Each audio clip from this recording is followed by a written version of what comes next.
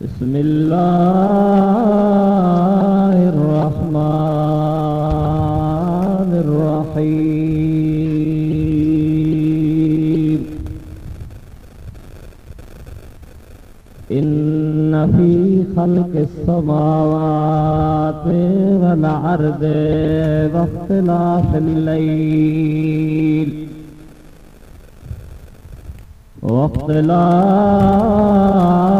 लैल वन्नहार लआयातिल लिउलिल अलबाब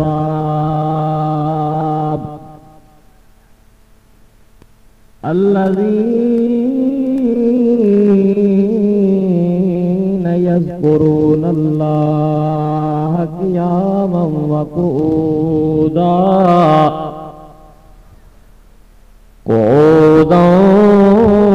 व अला जुनूबिहिम व यतफ़क्करून फ़ी ख़ल्क़िस समावात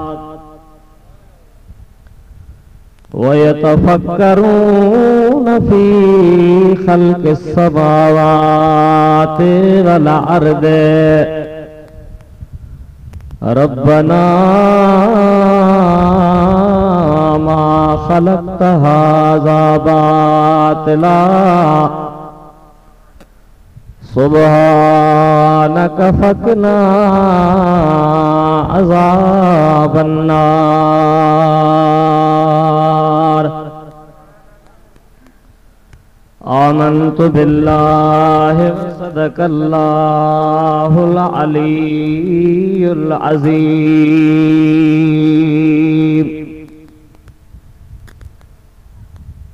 इन्नल्लाह व मलाइकतहु युसल्लूना अलन नबी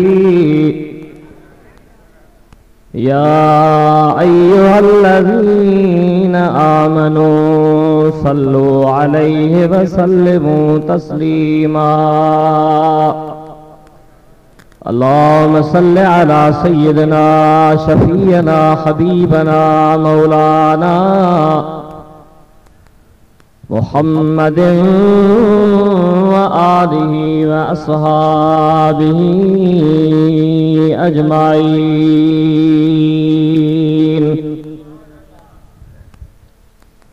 पिटाई फरमाए तो मणिया किया तू मेरो रहे मणिया किया तू मेरो रहे हुए तबीबन वटे फकी तुझे फरक जी हुई उन्हनि हटे सजण सबा जा घणा पर तो में का घटे सजण सबा जा घणा पर तो में का घटे हाणे इहा आदत मटे त मुल्क मिलियो ई मलीर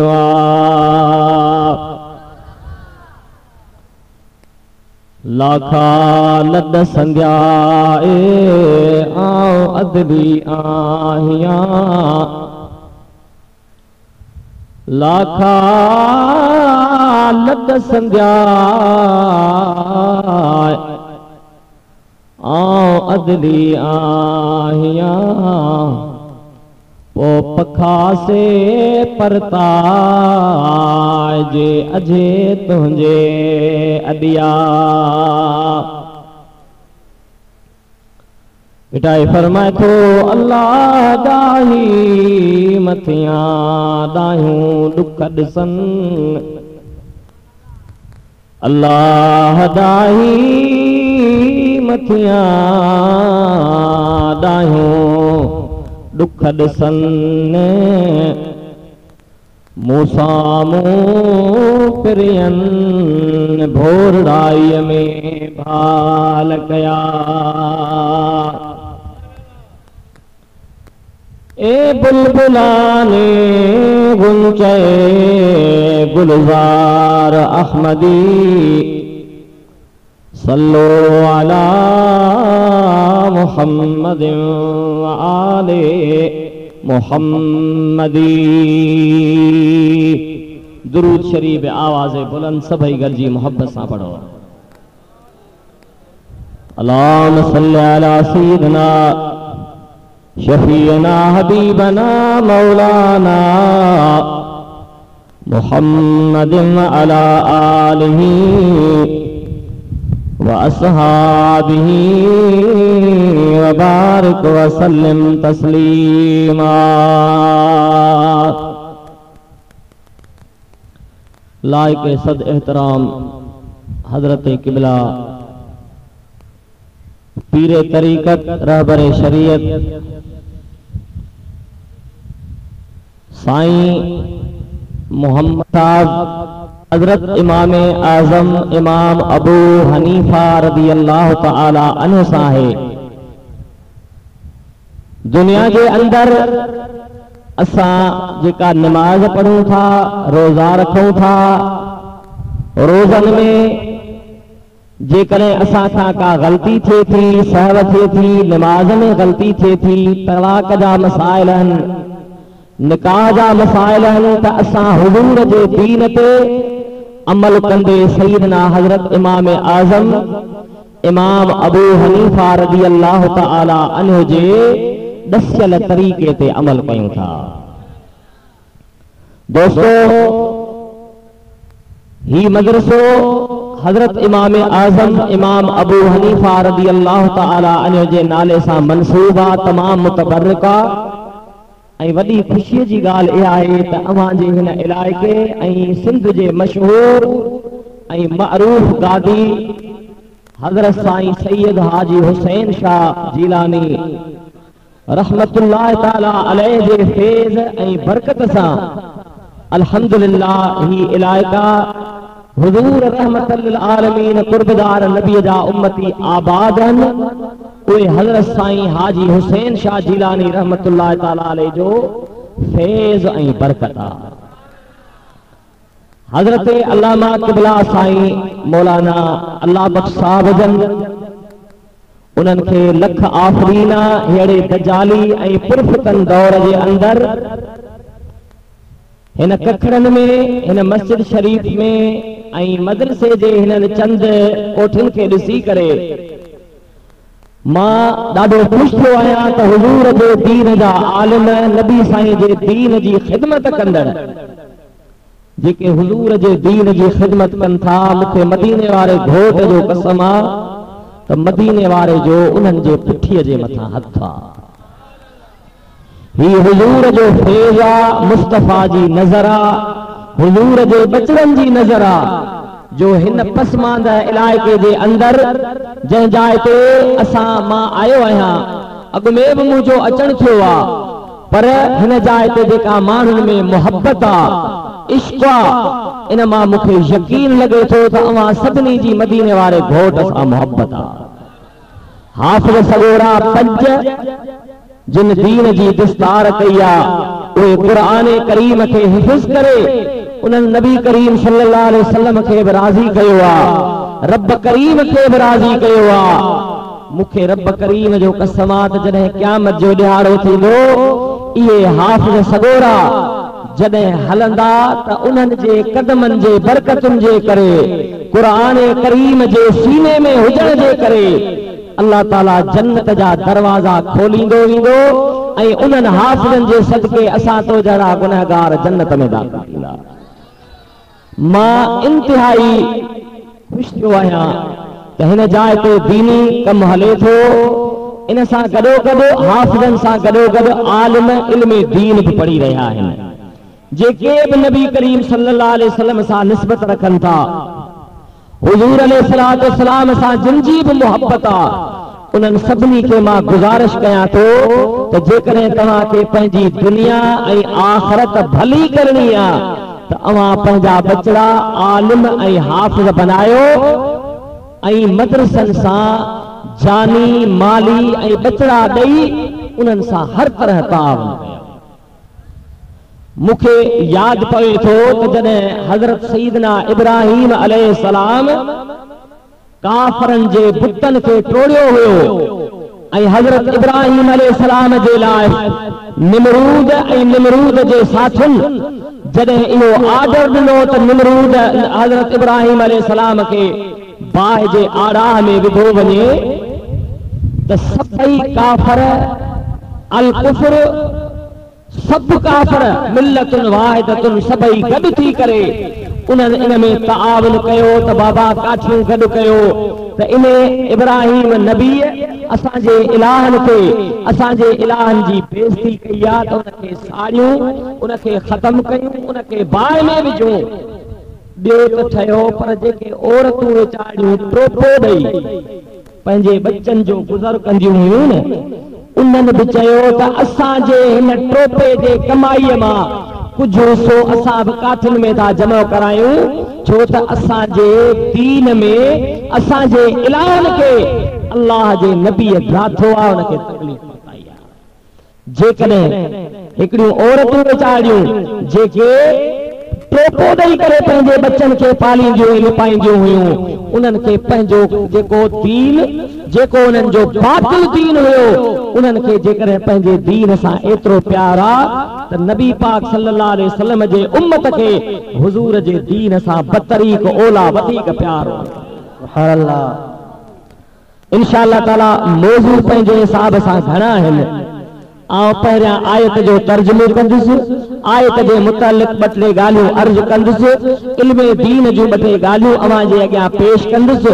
आलिमनि ऐं हाफ़िज़नि जी फज़ीलत बयान कंदुसि क़ुरान जी फज़ीलत बयान कंदुसि हज़रत इमाम आज़म इमाम अबू हनीफा रज़ियल्लाहु तआला अन्हु जो शान बयान कंदुसि मथां रमज़ान पियो अचे टाइम जी गुंजाइश हूंदी त उन जूं बरकतूं का बूंद का ज़रड़ी उन मां बि अर्ज़ कंदुसि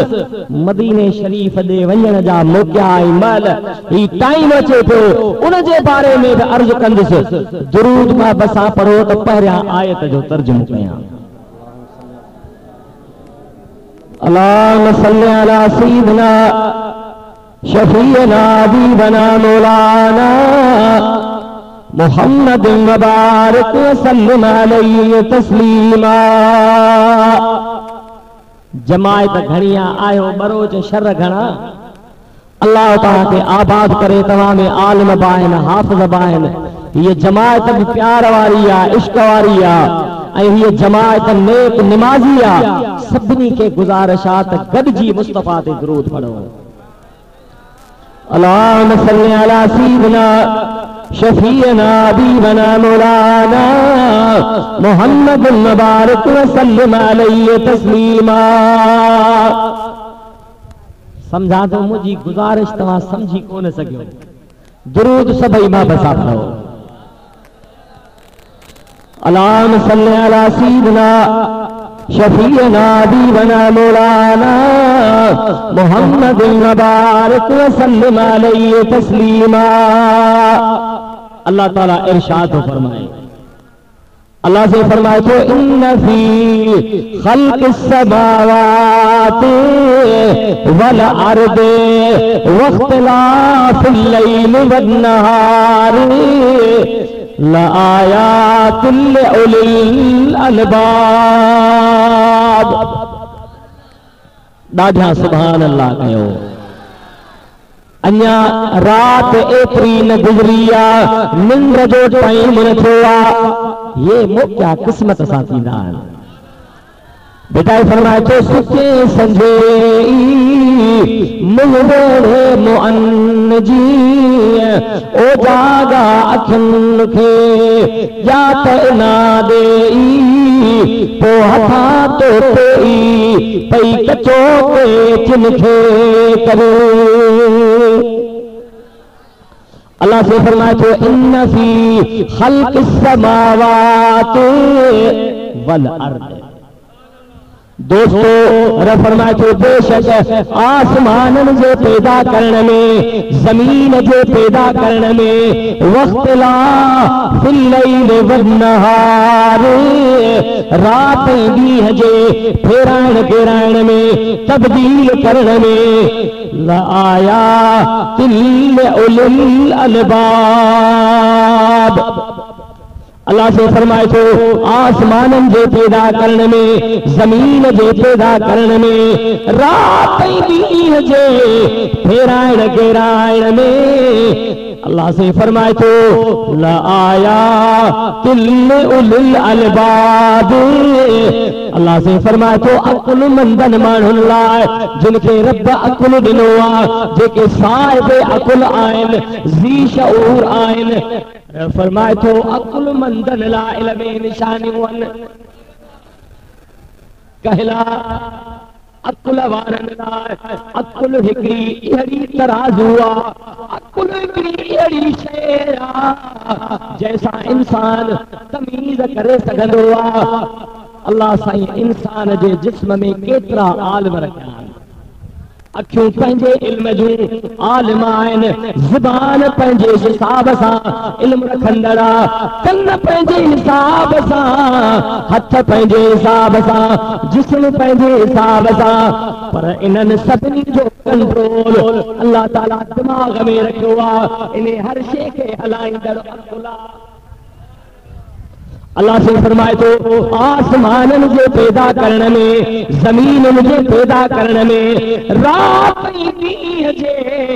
फेराइण घेराइण में फरमाए थो अकुल मंदन बाननि लाइ निशानियूं आहिनि। हाणे जेकॾहिं तव्हां खां पुछबो त अकुल मंद केरु आहे, अकुल वारो केरु आहे, तूं उथी बीहंदे आंगुरनि ते बीही ॻणींदे जंहिंखे दुनिया घणी अकुल वारो उहो, जेको शराब घणो पिए अकुल वारो उहो, जंहिंखे दुनिया घणी हुजे अकुल वारो उहो, मुख़्तलिफ़ राया अॻियां ईंदा। पर मां चवां थो वाकई दुनिया घणी जेका आहे उहा अकुल सां बि हासिल थी सघे थी, ॿिए तरीक़े सां बि हासिल थी सघे थी। पर असां पंहिंजो अकुल न हलायो, असां पंहिंजी फ़हम न हलायो, असां पंहिंजो अकुल न हलायो, असां पंहिंजो शऊर न हलायो। रब करीम खां पुछूं ओ मुंहिंजा मौला तुंहिंजा अकुल मंद बाना कहिड़ा आहिनि जिन जे लाइ आसमाननि ऐं ज़मीननि में रात ऐं ॾींहं जे फेर घेर में मुंहिंजा मौला तो उन्हनि जे लाइ नसीहत रखी आहे। उहे अकुल मंद केरु? सुभान अल्लाह। अब आप ॿुधो पिया, समझो मुझे गाल के। अल्लाह से फरमाए थो त अल्लज़ीना यज़कुरून अल्लाह क़ियामन व क़ुऊदन व अला जुनूबिहिम। अल्लाह से कुरान में तो फरमाए त उहे मुंहिंजा बाना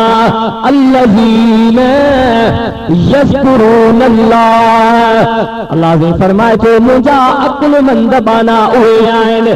जिन जूं ज़ुबानूं, जिन जे ज़ुबानुनि ते मूं रब करीम जी यादगिरी आहे। सुभान अल्लाह, सुभान अल्लाह। ये तबे ते वेहण वारा, कुरान पढ़ण वारा, इल्म दीन पढ़ण वारा, अल्लाह अल्लाह करण वारा, तहज्जुद पढ़ण वारा, नमाज़ूं पढ़ण वारा, नफल पढ़ण वारा, रब खे याद करण वारा। अल्लाह से फरमाए थो अल्लज़ीना यज़कुरून अल्लाह। अल्लाह से फरमाए थो मुंहिंजा अकुलमंद बाना उहे आहिनि जिन जे ज़ुबानुनि ते मूं करीम रहीम रब जो बीठे वेठे पासे वराईंदे उथंदे वेहंदे जेके मूं रब खे याद था कनि, जिन जे ज़ुबान ते मां करीम जो ज़िक्र आहे। रब्बुल आलमीन फरमाए थो मुंहिंजा अकुलमंद बाना उहे आहिनि। सुभान अल्लाह। अब आप समझो, अल्लाह ताला कुरान करीम में फरमाए तो क़ियामन व क़ुऊदन व अला जुनूबिहिम। अगते रब करीम फरमाए अल्लाह से फरमाए तो वयतफक्करून वयतफक्करून नबी पाक जा प्यारा गुलाम हुजूर सां निस्बत रखण वारा नबी पाक सां बान पजी बोली बोलण वारा हुजूर जी गुलामी जो पत्तो बिछीअ में विझण वारा अल्लाह से फरमाए तो वयतफक्करून पोयूं जेके वसफ़ूं बयान कयनि अल्लाह जा ज़ाकिर बाना अल्लाह के याद करने वाला अल्लाह के याद करने वाला विच में एक हदीस ॿुधाया हुजूर जन मस्जिद नबवी में आया किथे आया मस्जिद नबवी में आया हिकड़ी जमात मिशकात शरीफ जी हदीस मुस्तफा करीम मस्जिद में आया मस्जिद शरीफ में ॾिठा तो हिकड़ी जमात अल्लाह जो ज़िक्र पई करे अल्लाह के याद पई करे जमात नबी पाक जो दीन पढ़े पढ़ाए पई हुनमें भी रब जी यादगिरिया हुनमें भी रब जी यादगिरिया मुस्तफा जी कीलो मकाला हुजूर जन मदीने वारे जे कचहरी मदीने वारा घोट जंहिं जाइ ते दीन जी कचहरी पई हली हुजूर जन उन महफिल में वेही रहा अर्ज कंदो वाला वयतफक्करून अल्लाह से फरमाए तो उहे मुजाबाना फिक्र कन था छा में फिक्र कन था वयतफक्करून फी खल्क़िस समावाति वल अर्दि उहे आसमानन ऐं ज़मीनन जे पैदा करण में उन्हीअ जे तख़लीक़ में उन्हीअ जे कदो क़ामत में उन्हीअ जे बीहत में अल्लाह ताला आसमान को थंभ न ॾिनो आहे आसमान में का थूणी न ॾिनी आहे रब करीम पंहिंजे कुदरत सां पंहिंजे क़ुवत सां आसमान खे ठाहियो आहे आसमान में चंड रखियो आहे सिज रखियो आहे अल्लाह ताला सितारा रखिया आहिनि रब करीम जी अजीब कुदरत आहे अल्लाह ताला ज़मीन पैदा कई आहे अल्लाह ताला ज़मीन जो अजीब निज़ाम रखियो आहे अल्लाह ताला हिन ज़मीन में रब करीम उहा क़ुवत रखी आहे इंसान उन ते आराम करे त न रमा हले त न रमा हर हलाए त न रमा जेकॾहिं उन में गुल बूटा पोखे त गुल बूटा थी पवनि जेकॾहिं कणक पोखे त कणक थी पवे जेकॾहिं का ॿी शइ पोखे त उहा थी पवे पर फरमाए थो उहे मुंहिंजा बाना आसमाननि ऐं ज़मीन जे तख़लीक़ में फिक्र कनि था खुदा पाक लो कसमा रब्बुल आलमीन दिए जाए ते छा फरमाया अल्लाह से फरमाए तो कुल अरअयतुम इन जअलल्लाहु अलैकुमुल लैल सरमदन इला यौमिल क़ियामत ओ मुझे हबीब करीम जा प्यारा गुलाम रब्बुल आलमीन फरमाए तो ओ मुंहिंजा बाना तव्हां इहा ॻाल्हि कान ॾिठी आहे छा तव्हां जो इन पासे ख़्याल आहे या न त जेकॾहिं मां रात करण वारो मां रब आहियां उन रात के खत्म करे ॾींहं खे करण वारो ॾींहं खे आणण वारो मां रब आहियां इहो मुंहिंजो निज़ाम आहे पर जेकॾहिं रात के मां जेकॾहिं क़यामत जे ॾींहं ताईं रात के रात में रखे छॾियां ॾींहुं न आणियां त भला तव्हां वटि अहिड़ी का क़ुवत आहे अहिड़ी का ताक़त आहे जो तव्हां रात खे ॾींहुं बनाए सघो या रात खे तब्दील करे ॾींहं में आणे सघो ओ मुंहिंजे हबीब जा प्यारा गुलाम कंहिंखे बि ताक़त कान्हे का जेकॾहिं रात रब क़यामत ताईं रात बनाए तो उन रात के को ॾींहुं बनाए का ताक़त आई कान का अल्लाह ने फरमाए तो जेकर ॾींहं के मां क़यामत जे ॾींहं ताईं ॾींहुं बनाए छॾियां त का अहिड़ी क़ुवत ॾिसो का अहिड़ी ताक़त हुजे जो इन ॾींहं खे तब्दील करे रात करे जो अमां उन में सुकून कयो ओ मुंहिंजे हबीब जा प्यारा गुलाम अल्लाह ताला जा बाना इल्म वारा जिनखे रब करीम मदीने वारे शहनशाह जे हदीस जो इल्म ॾिनो आहे फिक़ह जो इल्म इल्म दिनो अल्लाह ताला उन्हनि खे क़ुरान जो इल्म दिनो अल्लाह ताला तफसीर जो उन्हनि खे इल्म दिनो उहे रब जा बाना उहे रब खे याद करण वारा रब सां मोहब्बत रखण वारा आसमान ऐं ज़मीन जे तख़लीक़ में फिक्र कनि था छा था चवनि त रब्बना मा ख़लक़्त हाज़ा बातिला ओ मुंहिंजा मौला तो ज़मीन ऐं आसमाननि खे अजायो पैदा न कयो आहे इन जे पैदा करण जो ज़रूर को मक़सद आहे अब समझो था बस आयत जो तर्जुमो ते पूरो थो वरी बी आयत भी म्यानत भी अर्ज कई हाणे गाल इहा करणी त अल्लाह जा बाना रब्बानी आलिम दीन नबी करीम सल्लल्लाहु अलैहि वसल्लम जे दर्द रखण वारा अल्लाह ताला उन्हनि खे फिक्र जी तौफीक ॾिनी आहे छा जी फिक्र जी तौफीक ॾिनी आहे उहे तॾे ते वेही करे रब करीम खे यादि कनि था मदीने वारे जो दीन पढ़ाइनि था मां तोखे अर्ज़ कयां त रब करीम सां मिलण जो मदीने वारे घोट रब कहिड़ो ॾस ॾिनो आहे त बाना तूं मूं ॾे कीअं अच सुभान अल्लाह अबा ॿुधनि अर्ज़ कंदो हलां दिल जे हुजूर सां ॿुधजा आ पंहिंजे मक़सद ते बि मोटंदुसि जेको हक़ीक़ी मक़सद हिन मदरसे जो बुनियाद हिन जाइ ते क़ुरान जी तालीम मूंखे रब करीम जो कसम आहे त क़ुरान वारनि जो रब वॾो शान कयो आहे सुभान अल्लाह तोखे ख़बर न आहे मूंखे ख़बर न आहे अल इल्म फिल कुतुब इल्म किताबनि में अब आहे या कोन खुदा पाक जो कसम नबी पाक जे दीन पढ़ण वारा उन्हनि ते मदीने वारे जी नज़र हूंदी आहे सिंध जे अंदर हज़रत मखदूम सरवर नो हालन वारो बुज़ुर्ग ॿुधो अथव मां भला थोरो दर्स ते ॻाल्हायां अर्ज़ कंदो हलां हुन ॻाल्हि जो रब्त बि पंहिंजे हिसाब सां रखबो छो त अॻियां रमज़ान पियो अचे मानू ग़फ़लत में के मानू पंहिंजे पंहिंजे हिसाब सां जिहल जे करे चई ॾींदा आहिनि बाबा मूं वटि गुंजियूं भरियूं पियूं आहिनि रमज़ान जा रोज़ा उहे रखनि जेके बुख में हुजनि जेके उञ में हुजनि ओ मुंहिंजे महबूब करीम जा प्यारा गुलाम रब करीम जो कसम त रोज़े जे हिकमत खां रोज़े जे जेका जेका रोज़े जी सही हिकमत आहे जेकॾहिं तूं वाक़ुफ़ हुजी त हिकु बि रोज़ो कोन छॾी इंशाअल्लाह ताला उन ते मां ॻाल्हाईंदुसि या हाणे थकिजी विया मूंखे उम्मीद आहे त तव्हां हुज़ूर दिल सां वेहंदो तव्हां जी दिलि ठरी पवंदी हिकिड़ो भेरो सलात पढ़ो मदीने वारे हाणे अव्हां जी सलात शरीफ़ जेका घटि पढ़ण आहे न ॻोठ जा ॿहिराड़ीअ जा माण्हू मुंहिंजे भंगू भेण सॼो सोचींदा त शायदि मौलवी इहो टेबलुनि खे बि वाइस ॿुधाए दुरूद मां बि असां पढ़ो त माण्हुनि खे ॿाहिरि खे ख़बर पवे अल्लाहुम्मा सल्ली अला सय्यिदिना शफीअना हबीबना मौलाना मुहम्मद मुबारक व सल्लिम अलैहि तस्लीमा हज़रत मखदूम सरवर नूह जी मुगाल पे कही सुभान अल्लाह इने अल्लाह जे वली मदीने वारे घोट जे गुलाम के रब वॾो इल्म ॾिनो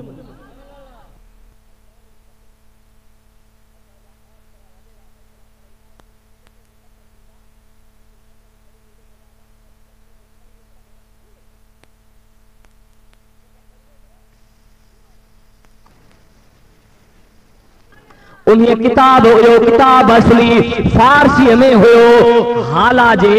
हिकड़े देवबंदी आलिम उन जो तर्जुमो कयो अर्ज़ कंदो वला किताब मूं वटि मौजूद आ तव्हां जे ख़िदमत में अर्ज़ कयां त अल्लाह ताला इन नबी पाक जे गुलाम खे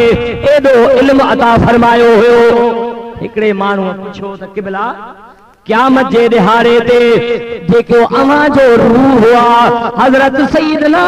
इमाम गज़ाली जो रूह हुआ ॿियन वलियन जो हज़रत मखदूम हज़रत सैयदना शेख बहाउद्दीन नक्शबंदी रज़ी अल्लाह ताला अन्हु इन्हनि जा रूह उन्हनि जे बारे में कुझु ॿुधाए सघो था पाण फरमायाऊं त हज़रत इमाम गज़ाली जो रूह हज़रत मूसा अलैहि सलाम जे रूह जे पाछे में नबी पाक जे गुलामन जो ही इल्म मां अर्ज़ कंदो हला नबी पाक जे इन प्यारे गुलाम फरमायो त क़यामत जे दिहाड़े ते ॿियन बुज़ुर्गन जे लाइ बि ॻाल्हियूं फरमायाई पर मेन जेका ॻाल्हि आहे पाण फरमायाई क़यामत जे दिहाड़े ते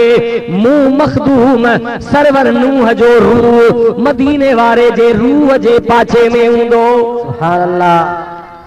छो न पाछे में हूंदो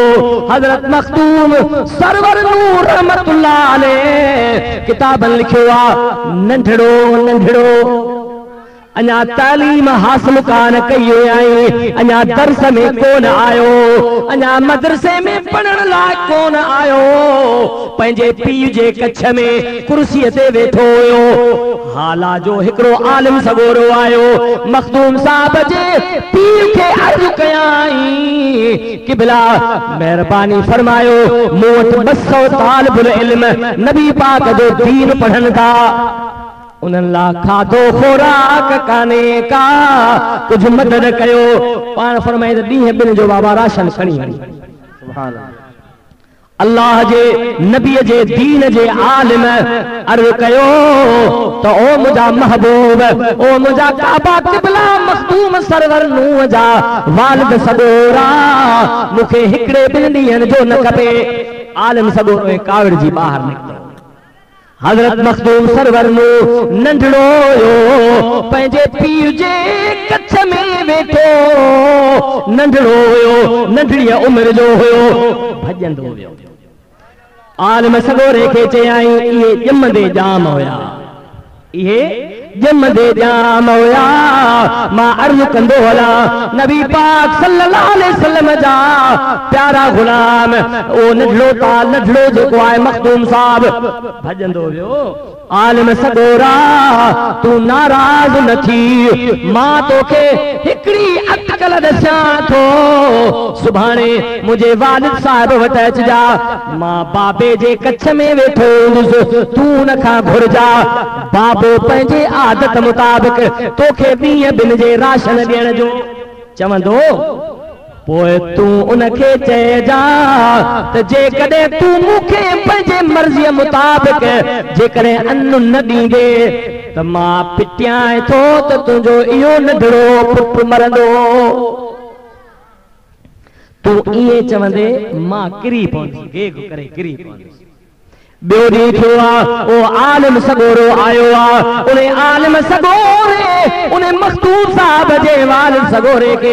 अर्ज़ कयो क़िबला मूं ते महिरबानी थिए पाण वरी इहा ॻाल्हि कयाऊं आलिम सगोरे चयो त जेकॾहिं तूं मूंखे राशन नथो ॾीं त मां पिटियां थो ख़ुदा कंदो इहो तुंहिंजो पुटु मरंदो ये जो चयाई त नंढड़ो मखदूम सरवर नूह पीउ जे कच्छ खां हेठि ज़मीन ते किरी पियो आहे गेग करे किरी पियो आहे मखदूम साहब जे वालिद सगोरे चयो ओ मौलवी साहिब ही मुंहिंजो पुटड़ो नंढड़ो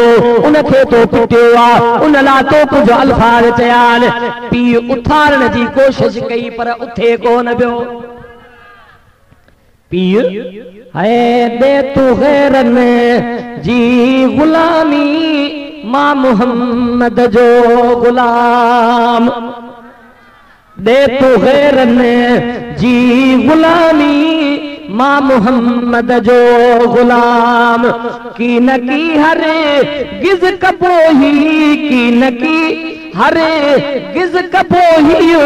दर छदे बेजो सलाम दे तू गैरन जी गुलामी मां मोहम्मद जो गुलाम मखदूम साहब जे पीउ चयो ओ आलिम सगोरा दुआ करताणी मुंहिंजो पुटु उथे पोइ जीअं तूं चवंदे थी कंदुसि हिकिड़ो सॾु कयाई ॿियो सॾु कयाई आख़िर कन में चयाई त ओ सरवर नूह जेकॾहिं हाणी तूं न उथंदे त तुंहिंजो पीउ मूंखे सज़ा बि ॾींदो राशन बि कोन ॾींदो मखदूम सरवर नूह मथे उथियो पर उनजे अखियुनि में पाणी हो।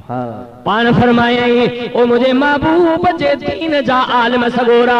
जॾहिं तो इहे लफ़्ज़ चया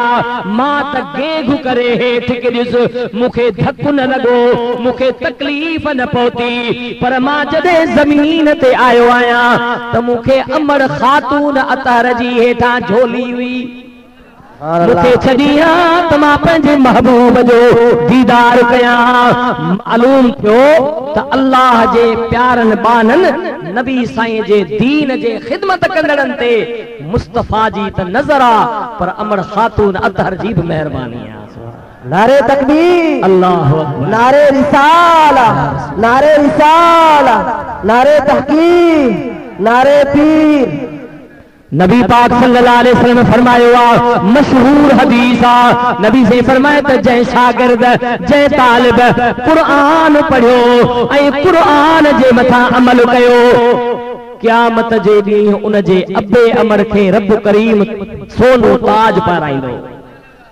उन्हें जी रोशनी इन सिज जे रोशनीअ खां वधीक हूंदी। मां अर्ज़ कंदो हलां त इहे जेके शख्स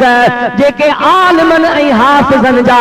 वालिदैन करीम आहिनि, जे उन्हनि जो शान एॾो हूंदो,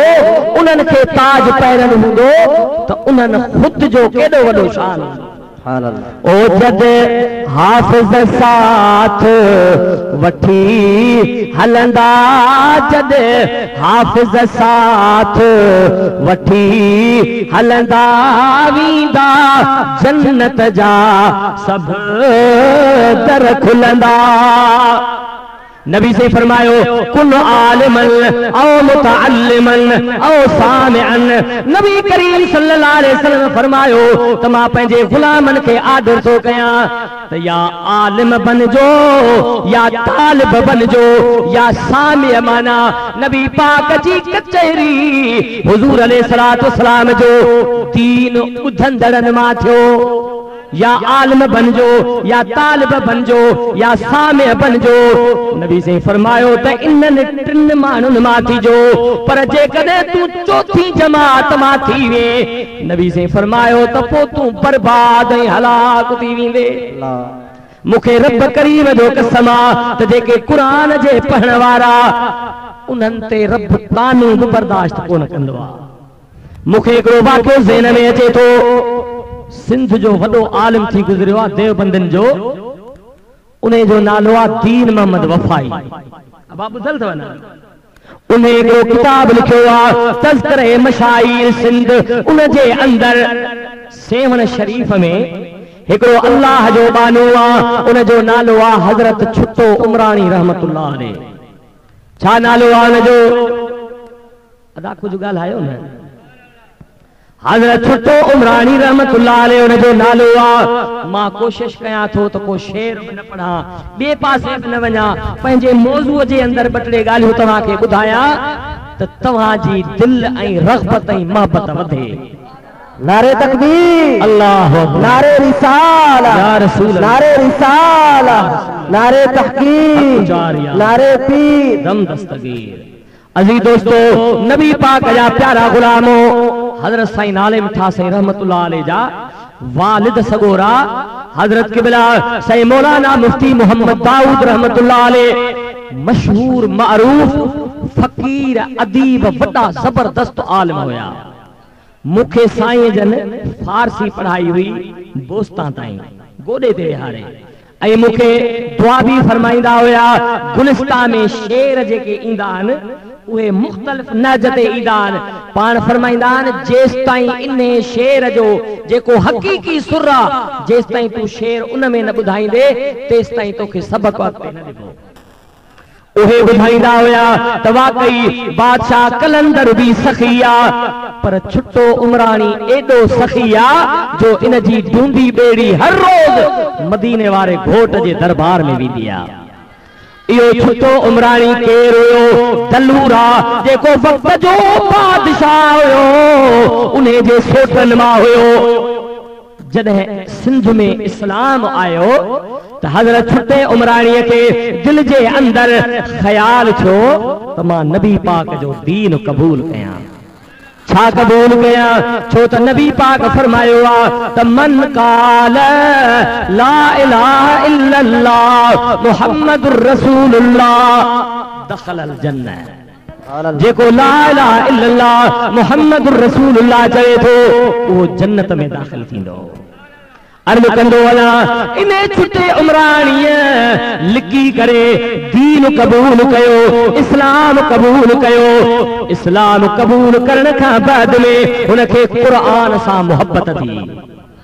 छा सां कुरान सा मोहब्बत थी बिटाई फरमाए तो सेवा कर समुंड जी जित जर बहे तो जाल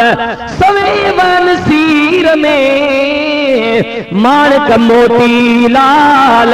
जे मासो मिले ई माल त पूजारा पुर थी वञे कुरान करीम में समुंड पिया वहनि हजरत मखदूम मोहम्मद हाशिम ठटवी रहमतुल्लाह अलैह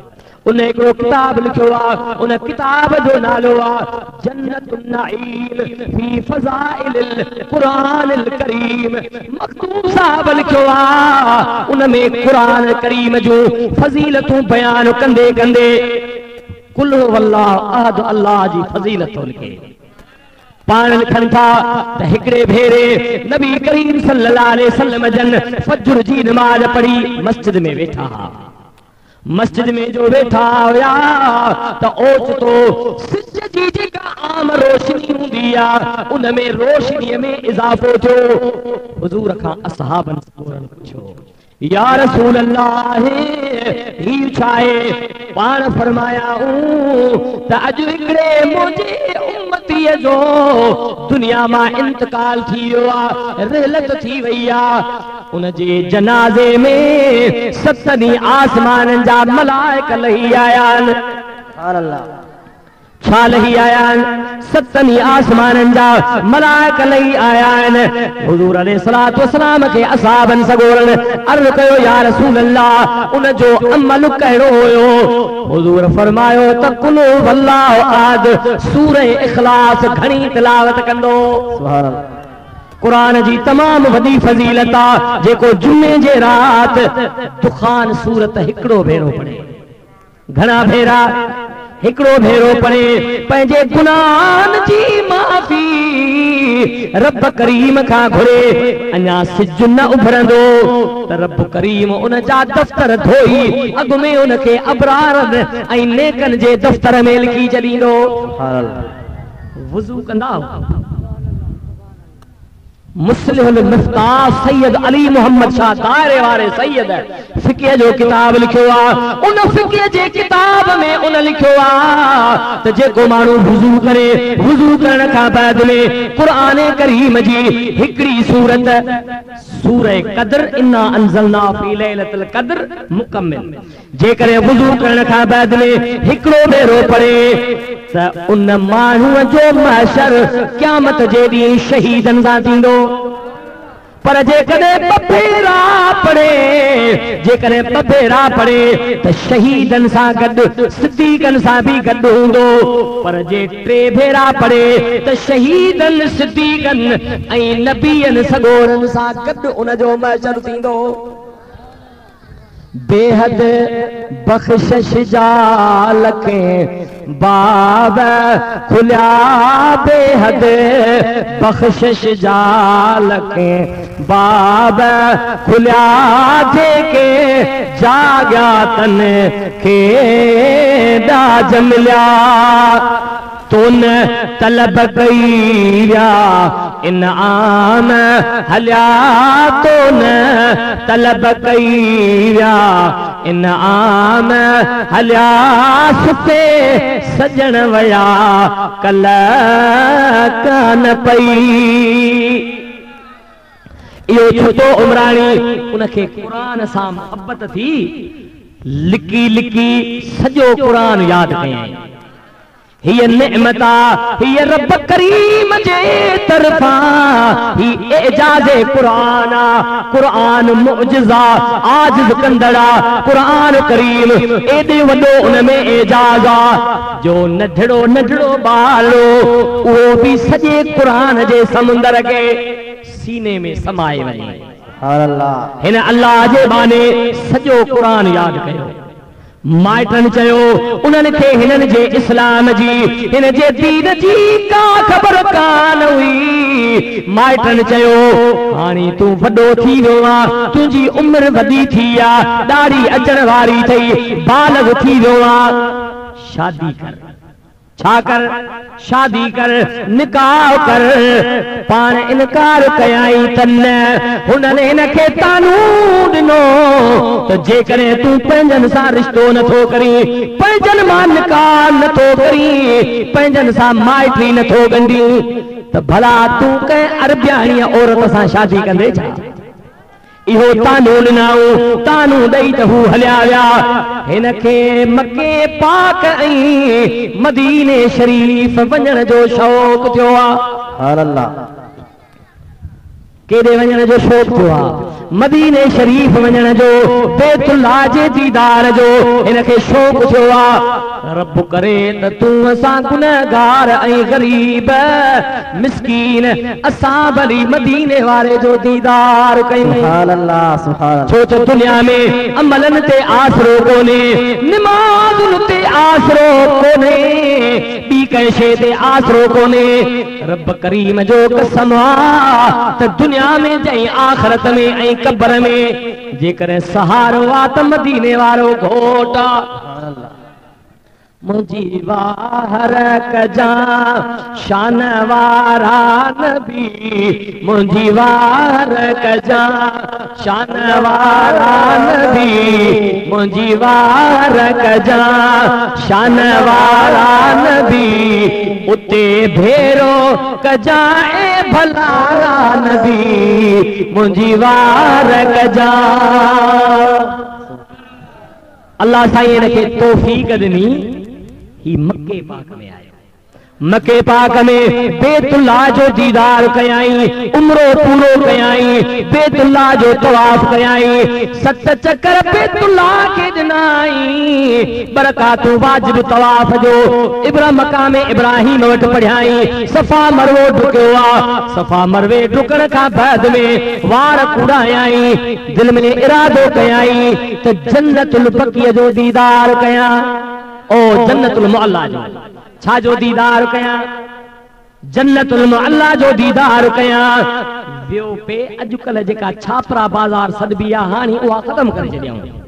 ड्राहे छॾियाऊं, शहीद करे छॾियाऊं, बाबुल फतह वारो सॼो पासो ख़तम करे छॾियाऊं। ही उहा बाज़ार वठी जन्नतुल मुअल्ला ॾे थी वियो। अॻिते जो वियो ॾिठाई त हिकिड़ी नंढड़ी केबिन जेतिरी कोठड़ी ठहियल आहे, उन में हिकिड़ी ज़ईफ़ुल उम्र औरत आहे जेका क़ुरान करीम क़िराअत सां तिलावत करे रही आहे। सुभान अल्लाह। पर क़ुरान करीम अहिड़ो थे पढ़ियाई, क़ुरान करीम ठाहे अहिड़ो थे पढ़ियाई जो हिन क़ुरान उन अमर सगोरीअ जो ॿुधो हैरान थी करे इन्हीअ आरज़ूअ में त मूं मजबूर तरीक़े सां क़ुरान यादि कयो आहे, क़िराअत सां यादि न कयो आहे, उन जे क़वाइदनि सां यादि न कयो आहे। अफ़सोस कंदे पासड़े ते बि अखियुनि मां जर हारण शुरू कयाई। माईअ ॾिठो त हिकिड़ो अजनबी इंसान आहे, अरब नथो लॻे, शाम जो न, यमन जो न, हबशो जो न, उर्दन ऐं शाम जो न, ॾिठाई त आहे बि अजमी। उन खां पुछाई त ओ बचड़ा तूं अखियुनि मां आब छो थो वारी? या ॻाल्हि कंहिं लिखी आहे? दीन मोहम्मद वफ़ाई लिखी आहे। अर्ज़ु कंदो हलां नबी पाक जा प्यारा ग़ुलाम उन माईअ खे रोई ॿुधायाई त मुंहिंजी अम्मा तूं बि क़ुरान पढ़ी थी, मां बि क़ुरान पढ़ां थो, पर मूंखे तो वारे नहज ते, तो वारे तरीक़े ऐं लहजे में क़ुरान करीम पढ़ण ॾांहुं नथो अचे, पंहिंजी क़िस्मत ते रोहां थो। ओ मुझी अम्मा मुखे ये कुरान करीम सेखार जे तू थी पढ़ी पान फरमाया ओ मुझा बाबा तू अजमी बराड़ी जो मानू परे खा आयो आ मूं वट एतरो इल्म कोने मूं वट एतरी उस्तादी काने मुझी हिकड़ी नौजवान न्याणी आ वा कुरान करीम जो इल्म तमाम घणो रखे थी तमाम वडी फयाजा फैज वारी आ तू लासड़िया था तू औरतन वारो लिबास पर उन जे हलके में उन जे कुरान करीम जे दर्स में जे करे तू हिकड़ो भेरो वेंदे तब तुझा बेड़ा पार थी सुभान अल्लाह हिन औरतन वारो लिबास पहरियो आ औरतन वारो लिबास पहरे करे उन माई जे खिदमत में जो आयो तो हुआ इल्म कुरान सा गडो गड इल्म नुजूम जी भी माहिर हुई हिन जो हिन खे ॾिठो माई जो मर्द खे औरतुनि वारे लिबास में ॾिठो छा कयाई हिन खे इल्म नुजूम जे ज़रिए मालूम थियो त हिकिड़ो अरब में अजमी माण्हू सिंध खां हिकिड़ो इंसान ईंदो उहो क़ुरान जो हाफ़िज़ हूंदो क़ुरान करीम जे तालीम जे हासिल करण जे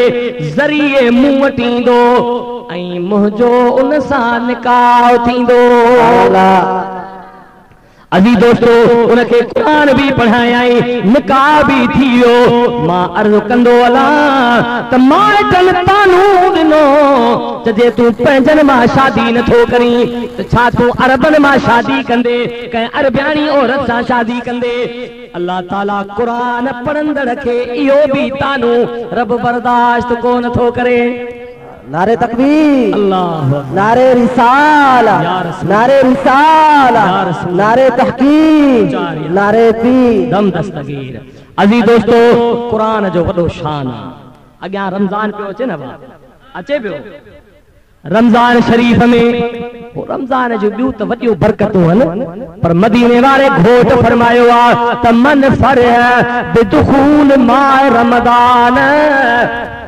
हर्रमल्लाहु अला जसदिहिन नीरान नबी पाक सल्लल्लाहु अलैहि वसल्लम फरमायो आ जेको रमजान मुबारक जे आमद ते इस्तकबाल में खुश थे न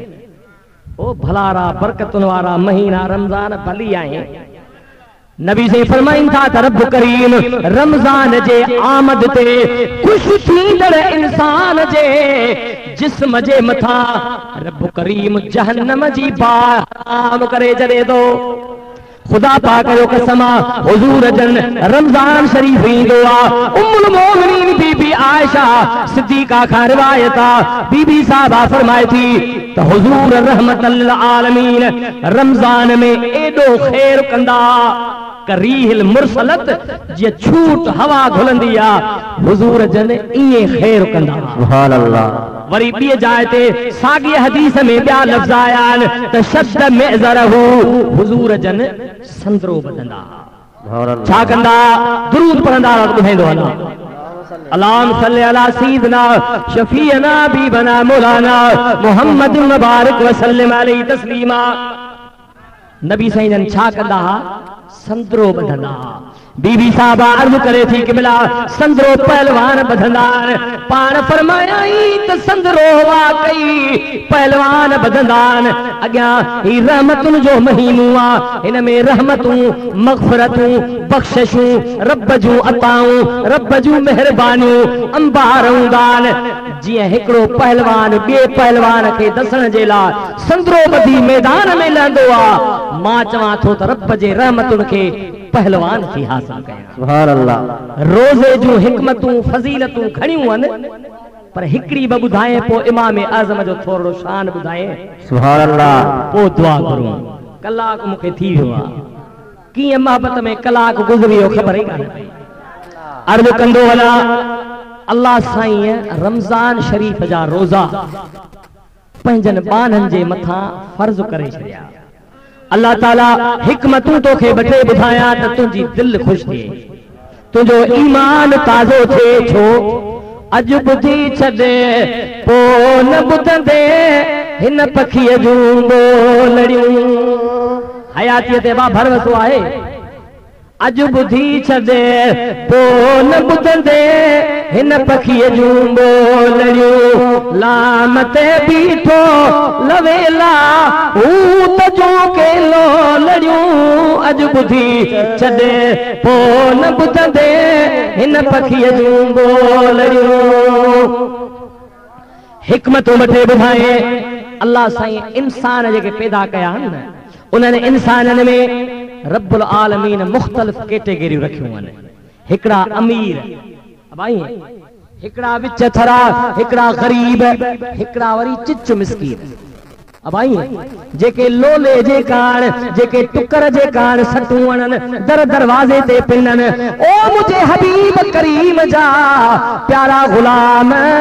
ही इस्लाम जा जेके फर्ज आहिनि रोज़ो आ हज छो फर्ज थियो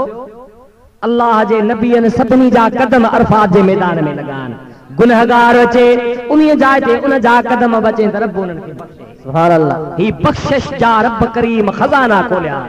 अल्लाह ने फरमाए तो वसारिओ इला मग़फ़िरतिन मिन रब्बिकुम व जन्नतिन अर्दुहा का अर्द समावाति वल अर्द उइद्दत लिल मुत्तक़ीन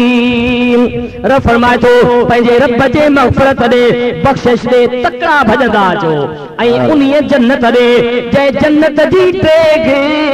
ऐं वेकर आसमान ऐं ज़मीन खां बि वॾी आहे सुभान अल्लाह बाना तू अच ओ मुझे हबीब करीम जा प्यारा गुलाम अल्लाह साईं हर इंसान जे मथा गरीब अमीर फकीर सभिनी जे मथा रोज़ो फर्ज कयो गरीब त भुख काटण जो आदी हूंदो आहे भाई पर दुनियादार माण्हू जेको हिकड़ी टेबल ते पंज पंज ताम रखे खाए थो